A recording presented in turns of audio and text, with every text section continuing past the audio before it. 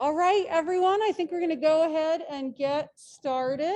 Thank you so much for coming online and in person.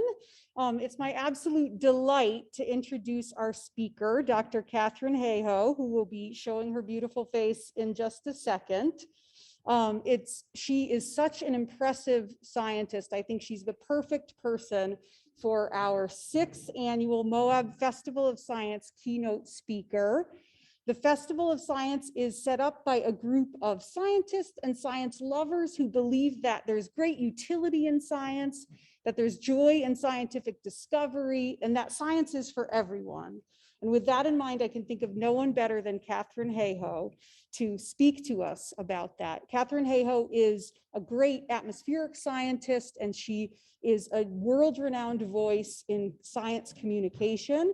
She talks to Congress about climate change science. She's the chief scientist of the Nature Conservancy. This week, she was on Jimmy Kimmel Live talking about climate change, and she's written an amazing new book that is hitting the charts everywhere and that I definitely recommend checking out and that our Moab library has.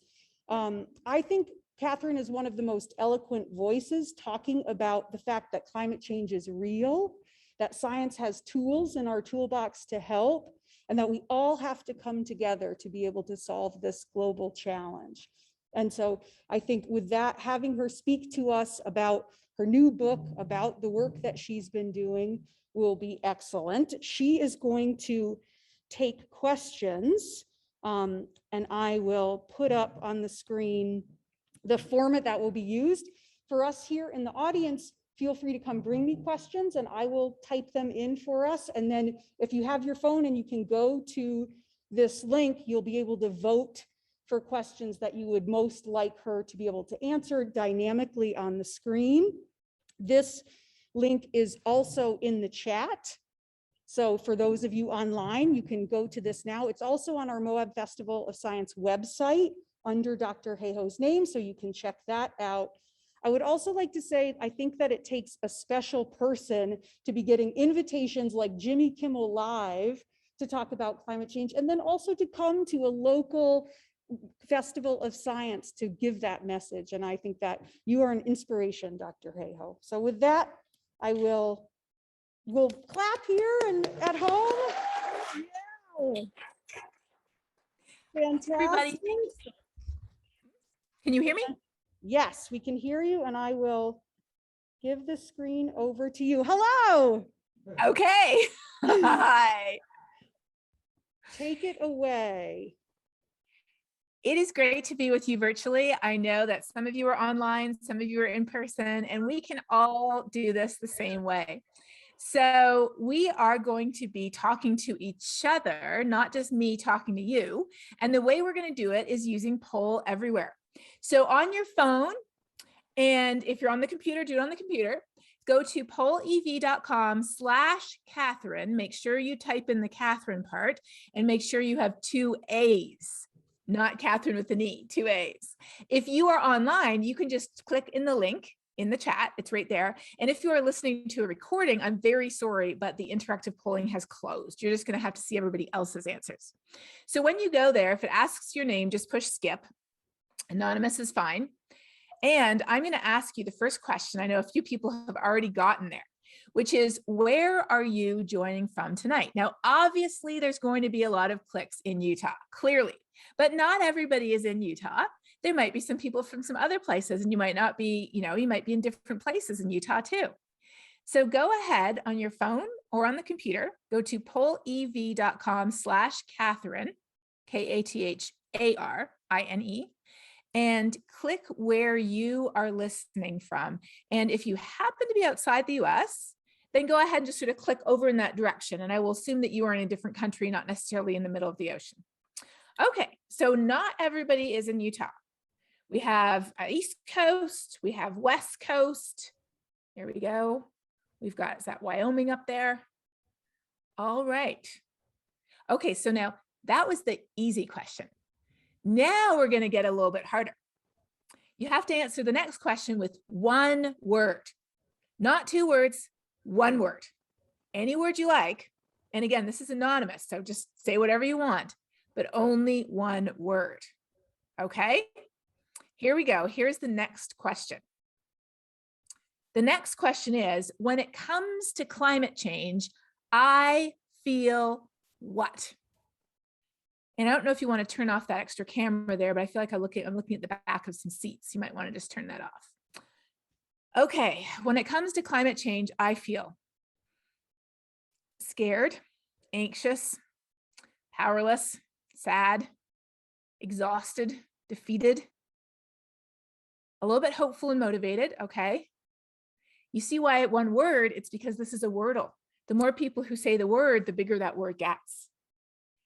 So mostly anxious and scared and sad, with some motivated in there too. But a lot of overwhelmed, discouraged, concerned, worried, angry. I hear you. Here's the good news, you're in the right place, because this is exactly why I wrote the book.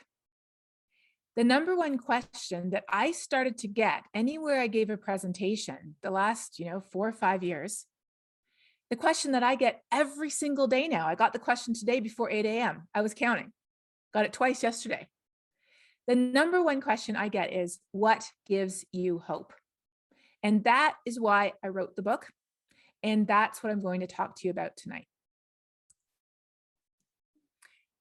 So my new book is called this, Saving Us, a climate scientist's case for hope and healing in a divided world. Why is it called Saving Us? Aren't books about climate change usually called Saving the Planet? It's not called Saving the Planet because, frankly, this is not about saving the planet. The planet itself will be orbiting the sun long after we're gone. It is not about caring for the planet over ourselves. It's the fact that we ourselves cannot survive without the planet. We humans, we other living things, we all depend on this planet. It doesn't need us. We need it. This planet provides the water that we drink, the air that we breathe, which in Salt Lake City sometimes looks like this. It provides the food that we eat. The buildings and the roads and the systems we use, they are all affected by this planet too, and by climate change. The bottom line, and this is an awesome picture, she posted this on Instagram and I found it. The bottom line is, as I often say, and apparently I say it so frequently that people actually write it on their t-shirts, we don't have to be any certain type of person to care about a changing climate. We only have to be one thing, and that is a human being living on this planet. And as far as I know, we are all that. So I wrote this book to answer the number one most frequently asked question I get, which is, what gives you hope? But I'm going to start, first of all, with what doesn't give you hope. What doesn't give you hope? Because often we end up looking for hope in all the wrong places, right? That sort of sounds like a song. Too often we are so desperate for hope that we pin our hopes on someone or something that fails us. And then it leaves us even more hopeless than we were before. So we need to get it all out. Before you can begin to heal, you have to lance the boil. And that's what I want to do. And that's what I had to do for myself. Where did I not find hope? Let's go there. Let's go right to the bottom of what does not give me hope. And you know what? I am right there with you. Politics, politicians, greed, selfishness, lack of caring, imitating the proverbial ostrich. Yes, stubbornness, my way or the highway. I don't care what you think. I'm not even going to talk to you. It has to be this way or nothing. Polarization, social media, the media in general. Absolutely. None of this gives me hope either. I would actually probably add even a few more things to this list, but this is a pretty good list to start with. And when we look at the world around us, what is the news full of? The news is full of politics, which we see on social media, and it's all about business and the economy and capitalism. And behind that, we see some greenwashing ads being paid to be shoved into our social media feeds. I get them so frequently, I just blocked ExxonMobil today. I was sick of responding to their greenwashing ads that appeared in my Twitter feed every single day. There's a lot that doesn't give us hope. And I'm with you. Neither much of the science nor the politics gives me hope. You know, if you think back before COVID, remember the biggest international headline before COVID? 85 years ago, it feels like, but no, it was actually January 2020. The biggest headline was the Australian brushfires. Over 1 million animals lost their lives. Yet the headline 1 year since, last January, anger grows at climate inaction. Just before COVID, the #1 most politicized issue in the whole United States, as denoted by the width of the gray bar, that's how far apart Republicans and Democrats are on an issue. The wider the bar, the further people are apart. The number one most politicized issue in the US was what? Climate change with environmental protection right underneath. Then came COVID. What happened? Well, I can tell you because I have the data. By August 2020, so 7 months later, this is what the landscape looked like. And now the gray bars here are not ranked in order. So I'm going to show you 3, 2, 1. Ready? The third most politicized issue by August was the COVID outbreak, and I would put any money on it being higher up the spectrum now. The second most politicized was race and ethnic inequality. And what was #1? Climate change. So the politics doesn't give me hope. And frankly, the science is not full of hope either. Climate change is fueling the worst drought that Madagascar has ever experienced. We saw that the Western heat wave was 150 times at least more likely because of climate change. There's even connections between resource scarcity and political instability. Spring rains have declined in the most important farmland areas, droughts are more frequent, and all of this feeds an already fragile system. Hurricane after hurricane pummeling the Gulf Coast, floods, wildfires, smoke. Wherever we look, it's bad. But you know what? It's not nearly as bad for us as it is for many others. Did you know that the poorest 50% of people in the world, so half of the people in the world who are the poorest people in the world, they have produced 7% of global carbon emissions. 7% by that 50% poorest in the world. Yet they are the ones who are most vulnerable to climate impacts. Women and children, especially in developing low-income countries. Indigenous peoples, right here in the United States, as well as on the other side of the world. Black and brown communities, like right here in Texas when we had the ice storm in February. Which communities lost their power for the longest? Which struggled the most to cope without power? It was the low-income communities, which are predominantly Hispanic and Black. So that's what doesn't give me hope. What does give me hope, though?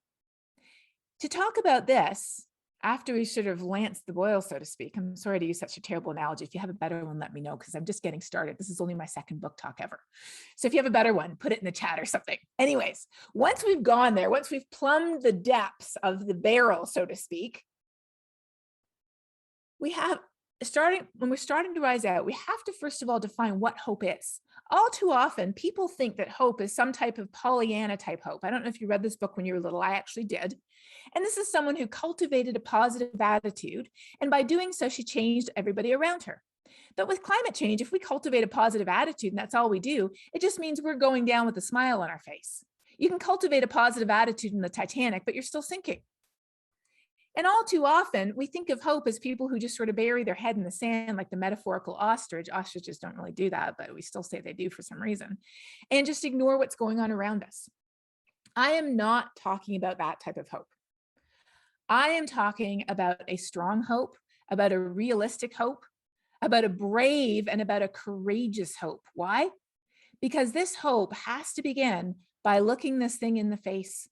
We have to recognize how bad it is. And trust me, I'm a scientist. It is bad. It is probably worse than we say. If I had to put money on it being better or worse than we say, my money would be on worse. It is bad. And what's at stake? It's not the planet. It is us. We are the ones who are at stake, us and many of the other animals and plants that share this amazing planet with us. That real hope also accepts that success is not guaranteed. It is not inevitable. It might not be entirely probable either. But you know what?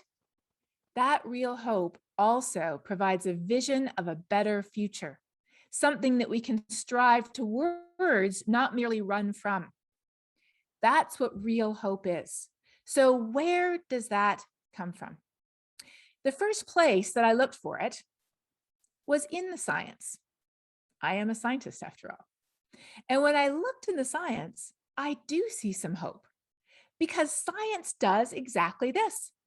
It says there is a risk, success is not inevitable, but it provides a glimpse of a future where our choices matter. Now, don't worry, this is the most sciencey showing figure that I'm going to show you, but it is from the latest IPCC report, the Code Red report that came out in August. And what it does is it shows how the world is already warmed. That's the black there. And then it shows how the world would continue to warm depending on not time, but depending on how much carbon we produce. Over on the left-hand side, it's temperature. Over on the bottom, it's how much carbon we produce. So what's the difference between these different colored boxes?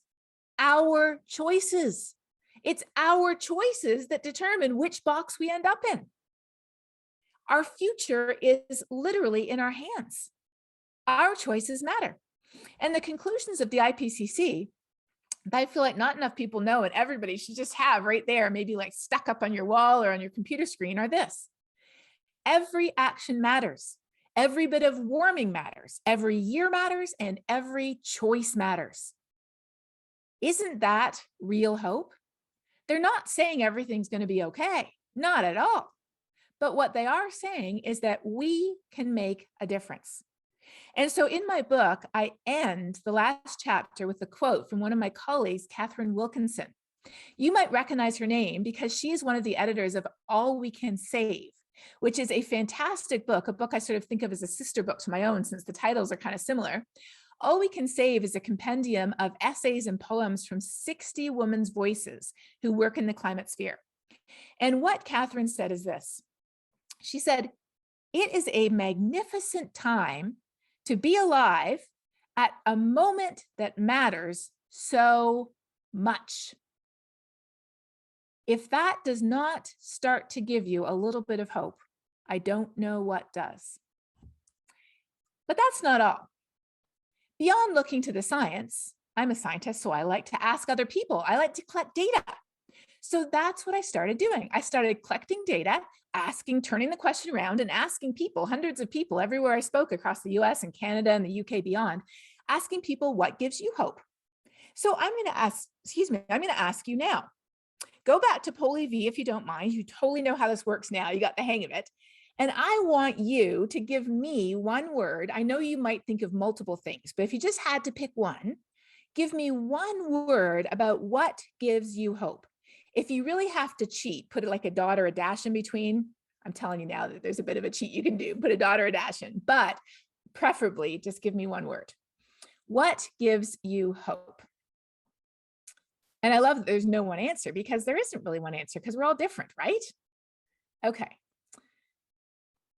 I love that science, yes, biogeochemistry, I love that. Education, people awareness, plants, passion, anti-imperialism, mothers, community, kindness, science, people, youth, Bernie, I assume that's Bernie Sanders. Socialism, action, oh, more Bernie, okay. Solutions, yes. Awareness, absolutely. Okay. Ooh, I like how this is shaping up. That's actually really pretty, isn't it? Positivity. Nephews, yes, for sure. The next generation. All right. I have to say that this is the very first time, and I give, almost 100 talks a year in the past, mostly virtual talks. This is the first time I've ever seen socialism and biochemistry as the top two answers. That is very interesting. So you have moved my results slightly, but not that much, because when I polled hundreds of people, I saw some of these same words And in general, the number one word that I get typically, and I just got this again last night, you guys are exceptional. The number one word that I tend to see is, here's my data, a word that refers to children, whether it's our own children or grandchildren or nieces or nephews or godchildren, whether it's the climate activists or the next generation in general. Our number one answer is that we tend to see young people, youth, children, the next generation as our primary source of hope. And then we pick many other things too, as you can see. I guess I would put socialism into political parties and policies. I'll have to think about that. I'll be revising this and updating it. Why youth and children? So obviously they're amazing. If you just look at what they're doing, it's just insane. I mean, they're building biofuel labs under their beds in their bedrooms. They are putting solar panels on the roof of their schools. They're presenting at the American Geophysical Union Conference where I present myself. They're suing the federal government in the United States and Germany. They're turning used cooking oil into biofuel for the school bus. I mean, kids are amazing. But I sat down with a lot of people who answered that and I said, why did you say children? Was it because you think that they will save the world for us? And without exception, everyone said no. That is not why they give us hope. Now, of course, it's hopeful to see what they're doing. But the reason they give us hope is because that's why we fight. They physically embody the future for us. They are literally a symbol of that better future. That is why they give us hope. And so it reminded me, I mean, well, first of all, I felt that myself too. I mean, why do I fight? I fight for my son. And as you can see from the sign, fight climate change or else your grandkids will curse you and disown you and you will deserve it because you screwed them over. It was a really good image available on Wikimedia for free. But why do we fight? We fight because of what we love. And what do we love more than the children in our life? Or what do we love more than just the idea that there could still be a future after we are gone? So it reminded me of a novel by P.D. James that was made into a movie about 10 years ago or so called The Children of Men. And in it, a global flu pandemic sweeps the world. Sound familiar? And it leaves people unable to have children. And the birth rate drops and drops and drops. And then soon no one can have children anymore. There are no children being born. And so as one character says, facing this childless world, it was reasonable to suffer, perhaps even to die for a more just, a more compassionate society, but not in a world with no future. Why no future? No children. Not in a world with no future, where all too soon the very words justice and compassion would be unheard echoes on an empty air. But that's not all. I also wanted to turn to the scientific literature on hope, because psychologists have been studying it, philosophers have been studying it, theologians have been studying it. People have been studying hope for a very long time. And when we look at hope in the social sciences, it is very closely tied to action. And I saw a few people answered that too. You're right here where the literature is. It turns out that in the US, over 50% of us feel helpless when we think about climate change, and some of you feel that way too. And 50% don't know where to start when it comes to climate action. Across the world, many people feel like I couldn't be doing more. This is a term called efficacy. Efficacy means if I do something, do I think it will make a difference? If we do something together, do we think it will make a difference? It turns out that what we most lack when it comes to climate change is a sense of efficacy. Our efficacy is low, and no wonder. Why? Because we're told that there's a global existential crisis that will mean the end of civilization as we know it. And then we say, wow, that's scary. What can I do? And someone says, well, don't use plastic straws, change your light bulbs, recycle, and consider a plant-based diet. Now, don't get me wrong. All of those things are good things to do. Again, do not get me wrong. I turn down straws.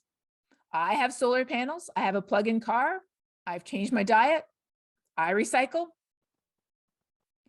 But is that going to fix climate change? No. Even if all of us who are alarmed and concerned about climate change did everything we could to cut our personal carbon footprint in the United States, that wouldn't even add up to 20% of the problem. Why?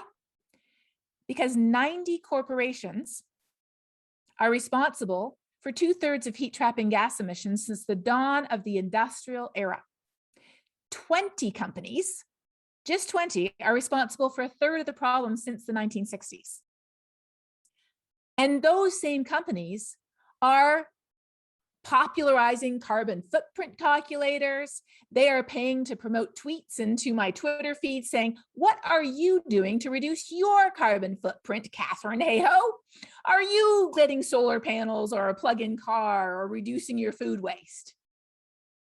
I replied to one last year and I said, I'm holding you accountable for over 2% of global carbon emissions, more than the entire country of Canada. And when you have done something about those, I'd be happy to talk about what I'm doing with my personal carbon footprint. They hid my tweet. So no wonder we feel helpless, right? We feel as if the boulder of climate action is sitting at the very bottom of a steep cliff with only 1 or 2 or maybe 3 hands on it. You've got Al Gore, you've got Sir David Attenborough, and maybe you've got a couple more people trying to push that boulder up the cliff, and it is never going to make it up there. That's how we feel about climate action. But when we start to look at what's really happening out there, when we practice active hope, where we go out and we look for good news, we look for news of people who are making a difference, of individuals, organizations, cities, states, schools, churches, tribal nations, and more, we find out that in fact, that boulder is already at the top of the hill. That boulder is already rolling down the hill in the right direction. That boulder already has, and I wish I could find a picture of this, but I couldn't. That boulder already has millions of hands on it, and it just needs more. Isn't that a bit of a different picture? That's what efficacy is. If I put my hand on that boulder sitting at the bottom of the cliff, it's not going to make any difference. The boulder won't move. But if I realize that the boulder is already rolling downhill with millions of hands and I put my hand on it, it might roll a tiny bit faster. And if I get my friend to put their hand on, and then if we get everybody we work with to put their hand on, and then if we get, you see what I mean? It is completely different. And you know what? That is the true situation with climate action today. As Greta Thunberg says, the one thing we need more than hope is action. Once we start to act, hope is everywhere. And she should know, shouldn't she? Because she was panicked. She was anxious. She was discouraged. She was frustrated. She did everything she could to get her family to cut their carbon footprint, stop flying, change their diet, change their energy sources. But how did she make the biggest difference? By taking a piece of white paper, by writing a few words on it, School Strike for Climate, and by sitting outside a building. She used her voice, and because of that, she activated the world. But you know what we're not doing? We are not doing that one extra thing that Greta did. 14% of people in the United States, according to a poll just last week, in my book, it says 35%, but the numbers have actually gone down. Only 14% of people are talking about climate change. 14%. We don't talk about it because we don't think it matters. We don't know how to communicate why it matters, and we don't think there's anything positive we can do to fix it. So why talk about it? And if those things are true, why talk about it indeed? Life is depressing enough. Do you want to be more depressed by talking about something depressing? No. When we do talk about it, it's often because we're very worried. So climate changes and we get worried. And what we do if we see people who are not as worried as us is we load up the scariest facts that we can and we dump them on them. A big giant dump truck full of scary facts. And believe me, as a climate scientist, I can load that dump truck with the best of them. I could put in some scary facts that you don't even know yet. So what happens? People get scared and they're like, oh yes, let's immediately fix climate change. No, that's not what happens. People reject it even more in action results. Why is that? To explain why it happens, I go to the neuroscience. Yeah, neuroscience, not climate science. And when we do, this is an awesome book by Tali Sharot called The Influential Mind. She says, fear and anxiety cause us to withdraw, to freeze, to give up rather than take action. Our brain is just built that way. When we are afraid, it gives us a spurt of adrenaline to outrun the metaphorical bear, so to speak, or actually, in the past, the physical bear. It gives us that spurt of adrenaline, but after that, it paralyzes us. So climate just changes more. So that's why the second question that I hear all the time, and the question that is also answered in the book, is this: how do I talk to the person I know, family member, neighbor, parent at my kid's school, elected official? How do I talk to them about this? Now, I just want to be clear. Where we fall on climate change, we don't fall into two groups, us and them. We fall into 6 groups. We fall into alarmed and concerned. That's 55%. 55% of us are alarmed and concerned. When we factor in cautious, that's almost 75%. So 75% of us are alarmed, concerned, or cautious, and sometimes cautious people lead with their doubts. And who wouldn't these days, given what we see in the media today, right? So cautious people might lead with their doubts, but if they have an objection or a question and you say, that's a great question, instead of saying, oh my gosh, I can't believe you're so stupid that you would say that. If you say, that's a great question, here's an answer. And in my book, I have lots of sources for answers, but let me talk to you about what's happening where we live. We can have constructive conversations. There's disengaged people. We can connect climate change to what matters to them. There's very doubtful people whose identity is based on their politics. And that's where it's so important to approach them from a perspective of shared values from people who they would respect. But over at the far end, oh, and if you saw me on Jimmy Kimmel last night, Uncle Ernie is doubtful, not dismissive, doubtful. So watch Jimmy Kimmel and see Uncle Ernie. That's a doubtful person. Dismissive people, they go up and down between 7 and 8%. They are the ones who are obsessed with the idea that climate change is a hoax. They attack me on Twitter every single day. I think I got about 85 of them today, and I'm not joking about that number at all. They're the ones who are constantly posting on Facebook. You go home for Thanksgiving dinner and they're talking about it at the table. Dismissive people, my personal definition, are people who, if an angel from God with brand new tablets of stone saying global warming is real appeared before them, it wouldn't change their mind. So why do I think I could? I don't think I can. But the good news, they're only a tiny fraction, a tiny, tiny fraction. They are loud. They are all over the internet and social media, but they're a tiny fraction. The rest of us are over here. And that means we absolutely can have a positive conversation if we start from the heart rather than the head. So it's time to take an inventory now. What's in your heart? What do you care about that you could connect with other people on? I am a scientist, obviously. I'm also Canadian. I live in Texas. I love outdoor sports, water in the summer, snow in the winter. I'm a mom. I would do anything for my son. I'm also a Christian. So I can talk to people over a shared concern for water in Texas. I can talk to people because we're both parents. I can talk to people because we both have special places we love spending time in the outdoors. I can talk to people over shared faith. And you know what? These are the reasons why I care about climate change. I care about it because I'm a person of faith. I care about it because I'm a mom. I care about it because I love doing things outside. I care about it because I'm from Canada and because I live in Texas and because Utah is beautiful too. And of course, yes, I do care about it because I'm a scientist. But you know what? Every single one of us, and here's something really crazy, we already have the reasons we need to care. And they might not be the same. In fact, they shouldn't be the same. And it doesn't matter if somebody cares for this reason and the other person cares for that reason. You don't have to make someone care for the same reason you do. All you have to do is show them how they are already the perfect person to care because of what's at the top of their priority list today. And that is very different than the way we normally approach these conversations. We normally approach them like, I care for this reason, and you have to care for this reason too. Well, that comes with a side of judgment. It implies that they don't care about the right things, that they don't have the right morals or the right ethics, the right priorities. 9 times out of 10, it just causes people to dig in their heels. But if we approach someone with the, oh, well, you're a mom, I'm a mom too. I care about this. I'm concerned about my child because of this. Oh, you're concerned too. Yeah, the air quality has been terrible. I've been really worried about them breathing it in. I bet you're worried about that too, aren't you? Did you know that that comes from burning fossil fuels? Did you know that if we transition to clean energy, our air quality would clean up? Wouldn't that be awesome for our kids? You haven't even mentioned climate change at all, but you've showed them that you believe them to be a good parent, and that obviously if they're a good parent, they would care about these things too, because they care about their child's health. So last question to you, and then we have a couple more minutes, then you can ask me questions.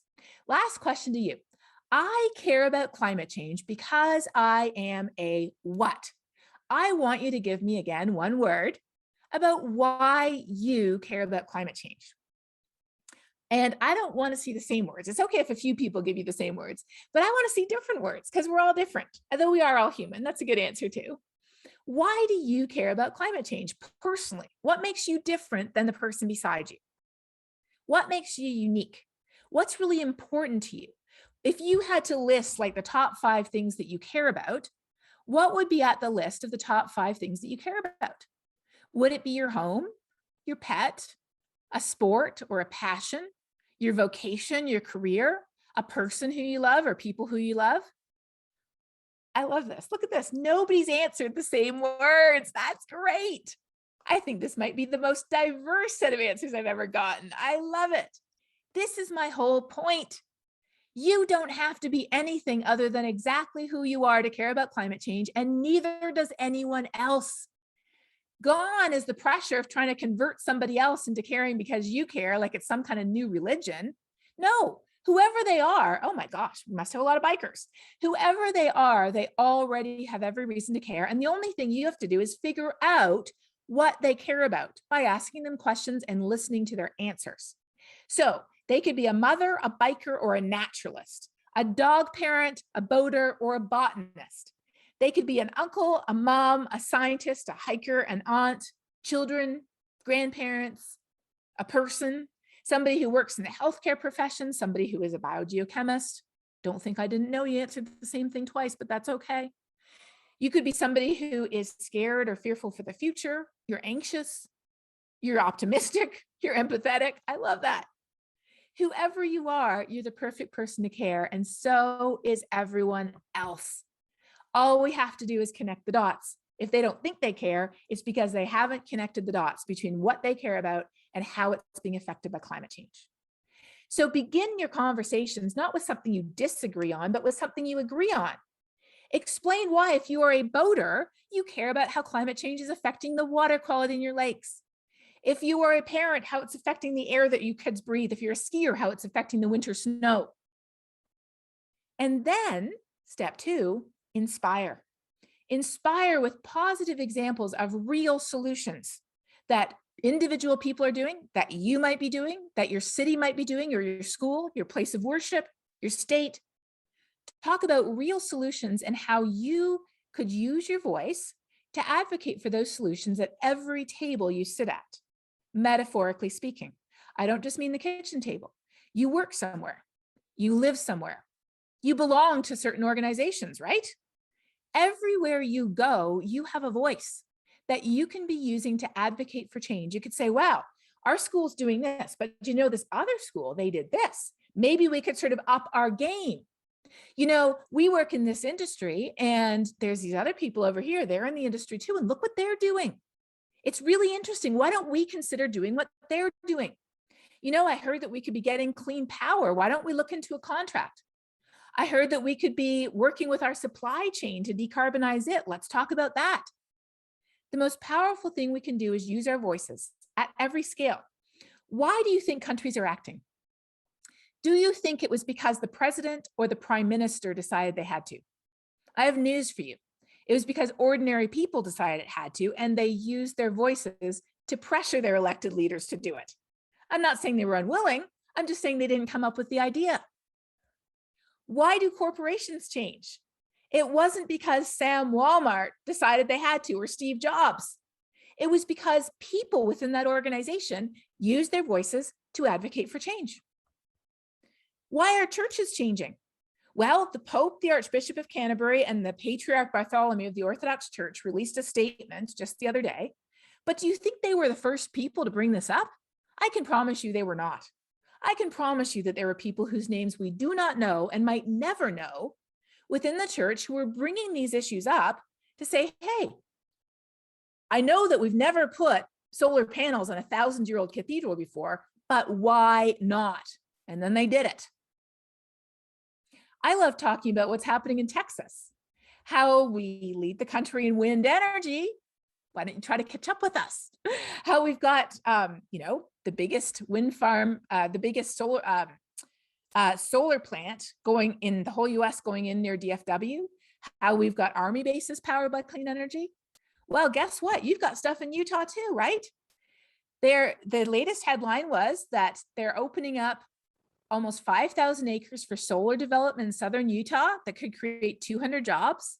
The student strikes just today at the state capitol. We've got faith-based organizations, LDS organizations, interfaith organizations working in Utah. Action is happening. These are the hands on the boulder in Utah and many, many, many more. Of course, young people are using their voices. Their hands are all in on that boulder. We can talk about what we're doing in our own lives too. I talk about my solar panels, my car, my eating habits, my light bulbs. I like talking about simple solutions like putting carbon back in the soil through biochar or clean cook stove programs in low-income countries, educating women and girls and reducing infant mortality along the way, reducing our food waste. We waste more than 50% of the food we produce, and we shouldn't be doing that while people go hungry. The world is changing. Last year during COVID, 90% of new energy installed around the world was clean energy. That boulder is rolling downhill. It is not going fast enough, but believe me, it has millions of hands on it. So where do we start? We start by doing the one thing that we're not, at least 14% of us are, and the rest of us aren't. And that is talking about it. And that's why I did my TED Talk on talking about climate change. The most important thing we can do is use this voice to advocate for change, to talk about why it matters and what we can do to fix it, not to dump more scary facts on people from the science, not to give people long treatises on greenhouse gas emissions, to say, hey, here's what climate change looks like in Utah, and here's what's happening to fix it. Would you like to join in? Because when we use our voices, we knock over the first domino in that chain that leads to a better future. So climate changes and we get worried. What do? We break the cycle right here. Instead of scary facts, we offer positive, constructive solutions and how it matters to us, where we live, who we are. People feel empowered, action results. And you know what neuroscience says? It says the human brain is built to associate forward action with the reward, not avoiding harm. So reframe your message. And she wasn't even talking about climate change here. Isn't this crazy? She's just talking about our brains. Reframe whatever message you have so that the information that you provide induces hope, not dread. I am sorry, and I apologize on behalf of all scientists. We have not done this. We have been super good at inducing dread, but it is time to break the cycle. You can break it and I can break it. And how we do that is starting from the heart rather than the head, connecting this issue to what we already care about. And you know what? We can make a difference. I wrote this in Time a couple of weeks ago, and I wanted to end with this because I think this explains why we matter. The world has changed before. Slavery, women's rights, civil rights, apartheid. It did not begin with the King of England deciding to end slavery, or the president of the US giving women the vote, or the National Party of South Africa opting to end apartheid. It began when ordinary people of no particular power, wealth, or fame, decided that the world could and should be different. We know just a few of their names. We don't know the names of the countless others who marched with them, who shared with them, who supported them, who fought for their visions of a better world using their voices. They were people who had the courage of their conviction, who used their voice to advocate for the systemic societal changes needed. We, and by that I mean all of us, We are the people who changed the world before, and we are the people who can change it again. So last question for you. When it comes to climate change now, right now, when it comes to climate action, when it comes to climate solutions, when it comes to pushing that boulder down the hill faster and faster, when it comes to using your voice to advocate for changes at your school, your place of work, your place of worship, your neighborhood, your city, your state, when it comes to this issue, how do you feel now? One word. I love that. Determined. Yes. Empowered. Absolutely. Motivated. Impassioned. Tentatively hopeful. That's really good. We're talking about real hope here. So if you were wildly hopeful, I'd be a little bit nervous because I myself am not wildly hopeful either. I am, I think, rationally hopeful and tentatively hopeful. That's good. Ready? I like that. Activated. Still scared. That's okay. I get scared too, and I'm a climate scientist. But get together with other people, because when we get together, that's where we can act. That's where we find hope. And when we have those days when we feel down, which we always, always, always do, that's where we have people standing by to offer us a hand, to spell us off on that boulder. So don't be by yourself. Get together with others, join an organization that shares your values, whether they're a young people's organization, a faith-based organization, our organization, Science Moms, you can join that too online. Join an organization of people who share your motivation, your determination, your readiness to act. And together, I truly feel like we can save us. Thank you.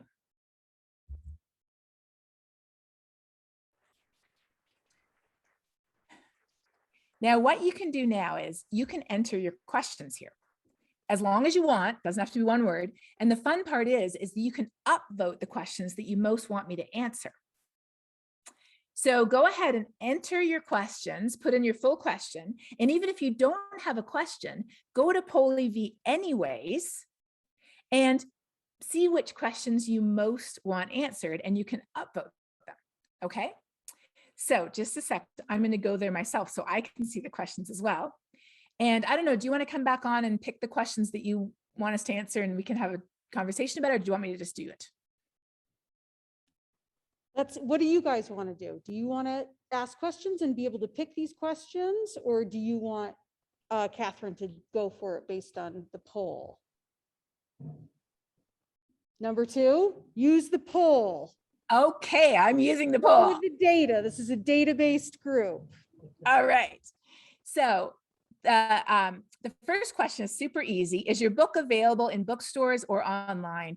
It is available everywhere books are sold. I'm not sure if a local bookstore has stocked it because they have to decide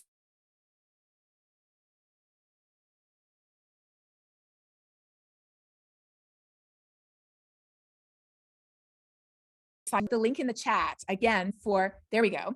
That link will take you to places you can buy it online. You can buy it from big retailers. You can buy it from small retailers. You can get an ebook. You can get an audiobook. Just click on that link in the chat. And if you're not there, if you're in the audience, just Google Saving Us and it'll pop right up if you want to order online or as an ebook or as an audible, or just go to your local bookshop tomorrow and say, hey, I want to order Saving Us. And they'll be like, oh, we've already got it in stock. Here it is, hopefully. And if they haven't, they'll be like, oh, well, let's order some. So that's the easy question. Now let's get to some harder ones. You guys are so fast. Okay. How do we combat corporations? Yeah, remember 20 corporations, 1/3 of the whole problem? Well, the answer is that corporations are made of people. And there are people at every level. At what level? There's people picketing outside some of those corporations. That's how they're using their voice. There are people who get together consortiums of funders like Engine Number One. If you want some hope, Google Engine Number One and Exxon. Engine Number One proposed a climate commitment in the shareholder meeting at Exxon, and they got enough people on their side to actually get them to agree. So they forced them through using their own approach against them, their shareholder approach, to adopt a climate resolution. And then you know what? There are good people inside these organizations too. I know some of them. There are people who deliberately join organizations to use their skills from the inside and their voice from the inside to also advocate for change. So look at where your pension funds are invested if you have retirement savings. Look at where you bank. Some of the biggest banks are the biggest funders of fossil fuel emissions. You can Google which of the banks they are if you want to. Look at where you invest and who you know and where they work. You might know somebody who works at one of those organizations that you could have a conversation with. Whoever you are, you probably have something that you can do, even if it is taking a sign and going and standing outside one of them too. But corporations are made up of people, and using our voices can be very powerful. We can use our voices with our legislators as well, not just at the federal level, but the state level and the city level. You know, there's been a lot of very positive action with these corporations or against these corporations at the city and the state level as well. So using our voices is absolutely a way to address that. And believe me, you know what those corporations want? They want you to be obsessed with your personal carbon footprint. That's what they want. They want you to be so busy worrying over how much carbon you're producing and whether you're doing this or that. They want you counting your straws. They want you, worrying over how to cut your emissions next. They want you busy looking at yourself so you don't look at them. And when we fall into that trap, and even worse, when we start to sort of circle around and shoot each other and judge each other like, oh, I saw you with a disposable cup. I can't believe that you had a disposable cup. Okay, I'm sorry. I have once in a while used a disposable cup myself. But big picture, what's going to fix climate change is not using disposable cups, though you should avoid it if you can. It is using our voice. I'm not out to change anyone's lifestyle. I'm out to change the world. And along with it, a lot of our lifestyle will change, but the world changing is what we're aiming for here. Okay. What can I do at the local level to make a difference? There is so much we can do at the local level. Have conversations again with your place of work or your school or your child's school, your neighborhood association, your city council people who are in your county. Look at what other cities, other counties, other schools, other places of work are doing. Look for examples and be like, ooh, could we do this? If you're at a university, it's particularly effective to find a competitor. You're like, oh, they're doing that. Can you believe they're ahead of us? Shouldn't we catch up and surpass them in that? Well, competition never hurt anybody. Science journalist. Given that so many people talk about the media, how can we as journalists reframe our coverage? Thank you. So there's some really interesting polls at the Yale Program for Climate Communication that look at the fact that people want information about climate change. They want to see it in the media. They don't get much of it. Only 25% of people see something in the media once a week that relates to climate change. And usually when it's in the media, you know what it is? Antarctica, ice sheets, polar bears, United Nations, global temperature. What do all those things have in common? They have very little to immediately do with Utah. So I was in Iowa virtually recently, and they asked me, how do you talk about polar bears? And I said, you don't. You talk about crops and corn and wind energy. You talk about what's happening there. So tell stories. Tell stories about what people are doing in Utah or in the area or across the West. Tell stories about how people are being affected here and now. Tell stories about all the new changes that could be coming. And wouldn't it be amazing if these things happened? Talk about why it matters and talk about how we can fix it, and keep telling those stories until we do. Let's see. What are the best actions we can take as scientists? I love that. So in my book, I actually talk quite a bit of, as scientists, how can we communicate? And often when I tell scientists, think of something that you're passionate about that you can connect with other people on, scientists say, well, science. I say, yes, of course. We all feel that way because we are scientists, right? But surely you're more. Surely you might engage in the community. You might coach a sports team. You might be an avid soccer player yourself. You might really be into beer or wine or both, but usually just one of those. You might be a skier. You might be a birder. You might be a diver. You might be a Rotarian. You might be a member of the Lions Club. You might be LDS. Whoever you are, find other people in your circle. And I talk in my book about other climate scientists who have found people who are not part of the echo chamber of, yes, it's real and it's serious and we have to fix it now. In one case, it was the guys he played ice hockey with. In another case, it was local divers. In a different case, it was local people who fished. He fished too. Another place, it was people who game online and stream on Twitch. If we can connect over that, we can connect over everything, anything, right? So take that inventory, and in the book, it just sort of walks you through, how do I take that inventory of who I am and what I care about? And I provide dozens of examples of ways that people, scientists and non-scientists, have connected. And here's the thing. We scientists are the #2 most trusted messengers on climate change. So we have a special role. But you know who the #1 most trusted messenger is? You. And by you, I mean people who know people. If you are a friend, a coworker, or a family member, you understand and share more of someone's values than I, as a scientist coming in, would. And so that actually makes you a more trusted messenger than me. So I don't want to talk to everybody about why climate change matters and how we can fix it. I want you to. Because together, with all of our hands rolling that boulder down the hill, together, I truly believe that we can make it there. So thank you so much. This is really, really awesome. I love all your questions, but I see that we're almost up at time. So I'm going to do a super, super quick round. Okay, here we go. Quick. The single most effective climate action a person can take: use your voice to advocate for change. And of course, talk about what you've done personally. The biggest part of my carbon footprint was flying, and that's how I changed over 80% of my talks pre-COVID to virtual talks. But talk about it. That's what makes the biggest difference, whatever you do. How do we combat local things? You get together with other people and you use your voices together. That's how it's ever happened in the past. The best book I've ever read about our current state of affairs, probably a toss-up between Merchants of Doubt, which is a great movie too, and you should watch it this weekend, Merchants of Doubt, and maybe The Influential Mind I talked about by a neuroscientist that has nothing to do with climate change, but it completely explains how our brains work and how they don't work. Will climate change get worse before they get better? Yeah, they will. That is unfortunately the truth. But you know what? The most dangerous impacts can still be avoided. And they can. I studied this. Truly, the future is in our hands. And that's why our choices matter today more than ever. It's not me, it's the science. You matter. Everyone matters. And together, the only way the world has ever changed is when ordinary people decided it had to. And so together, it truly is up to us to save us. Thank you.